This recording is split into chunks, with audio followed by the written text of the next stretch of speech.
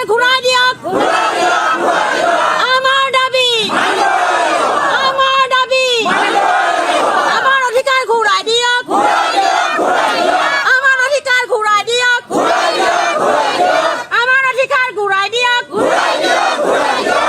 অসম চৰকাৰে ব্ৰহ্মপুত্ৰ নদীত মাছ মৰা বন্ধ কৰাৰ প্ৰতিবাদত বিশ্বনাথ জিলা উপায়ুক্ত কাৰ্যালয়ৰ সন্মুখত মাছমৰীয়াৰ প্ৰতিবাদত বহিল একাংশ বিজেপি কৰ্মী।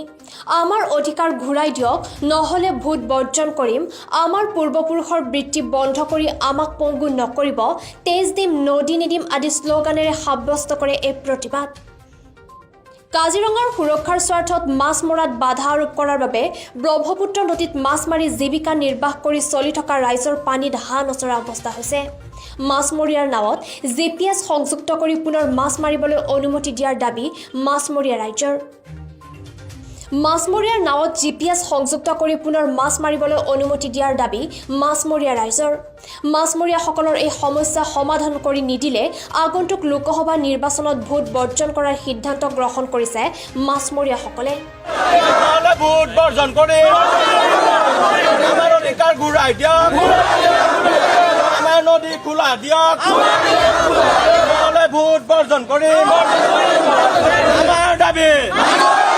আমি সুদীৰ্ঘ দিন ক'বলৈ গ'লে আমি পুৰুষানুক্ৰমে ব্ৰহ্মপুত্ৰ নদীত মাছ মাৰি আছিলোঁ। কিছু অজুহাত দেখুৱাই লৈ আমাক মাছ মৰাৰ পৰা বঞ্চিত কৰিছে। সেই বঞ্চিত কৰাৰ ফলত আমাৰ ঘৰ সংসাৰ পৰিবাৰ চলোৱাত অসুবিধা হৈছে।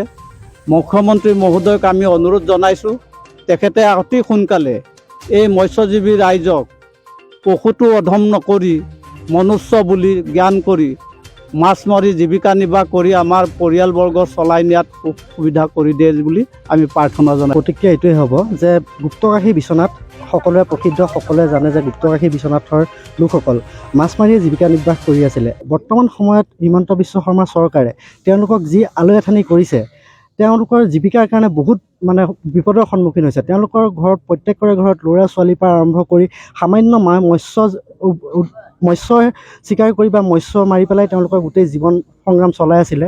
তেওঁলোকে এতিয়া বৰ্তমান এনেকুৱা পৰিস্থিতিৰ সন্মুখীন হৈছে যে তেওঁলোকে খাব ববৰ কাৰণে বহুত চিন্তাত পৰিছে। এতিয়া আমি আমাৰ ফালৰ পৰা এটাই দাবী জনাওঁ যে হিমন্ত বিশ্ব শৰ্মাৰ লগতে আমাৰ মাননীয় বিধায়ক প্ৰমোদ বৰঠাকুৰ আৰু পীযুষ হাজৰিকা গৃহমন্ত্ৰী সকলোৱে তেওঁলোকৰ কথা ভাবি তেওঁলোকৰ উন্নতিৰ হকে কাম কৰি ঘৰৰ মানুহখিনি যে ভালদৰে চলিব পাৰে, মৎস্য চিকাৰ কৰি ধুনীয়াকৈ ঘৰখন সংসাৰ চলাব পাৰে, তাকে আমি আবেদন কৰিছোঁ যে হিমন্ত বিশ্ব শৰ্মা আৰু পীযুষ হাজৰিকা আৰু প্ৰমোদ বৰঠাকুৰ ডাঙৰীয়াই তেওঁলোকৰ গৃহখন চলাই নিবৰ কাৰণে ব্যৱস্থা কৰি দিয়ে যেন।